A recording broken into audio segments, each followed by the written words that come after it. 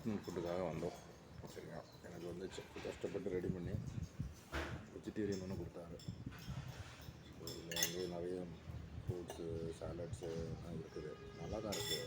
But ஒரே விஷயம் என்னென்னா பயங்கர காரம், பயங்கர முடியல. இப்போ சாப்பிட்டோம்னா கண்டிப்பாக புரிஞ்சு வேறு வழியே இல்லாமல் ஒரு ஜூஸ் கேட்டேன்.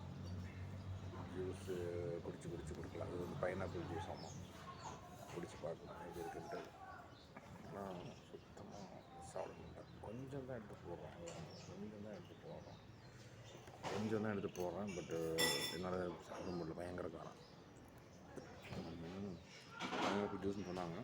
ஃப்ரெஷ் ஜூஸ் கேட்டேன். இங்கெல்லாம் மேக்ஸிமம் கோக்கு, ஃபேண்டா குடிக்கிறாங்க. சர்ற மாதிரியே குடிக்கிறாங்க. ஃப்ரெஷ் ஜூஸ் கேட்டேன். பைனாப்பிள் கொடுத்துருக்காங்க. பாப்பா அது கொடுக்கும்.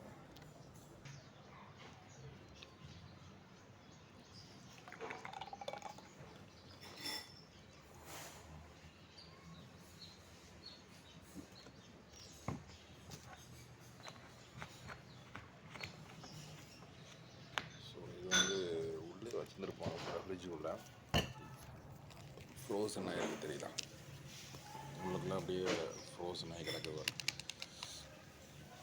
எனிவே, இது நான் அப்புறம் குடித்தாலும் சரி,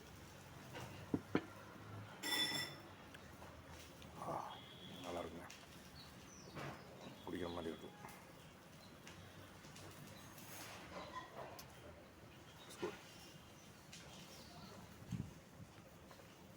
இப்படி இந்த ஜூஸையும் குடித்து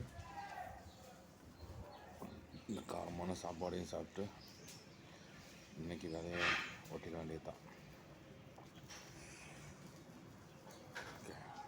இது எடுத்துகிட்டு போகலாம் போல். நான் கேட்டது ஒரு டம்ளர் தான் கேட்டேன்.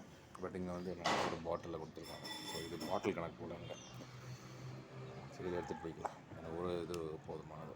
இது குடித்தா ஃபுல்லாக குடிக்கிறாங்க. வச்சு குடிக்கிறதுலாம் இல்லை, ஃபுல்லாக காலி போயிடும். அதில் ஒரு ஜூஸ் பித்துகளாக இருக்குது.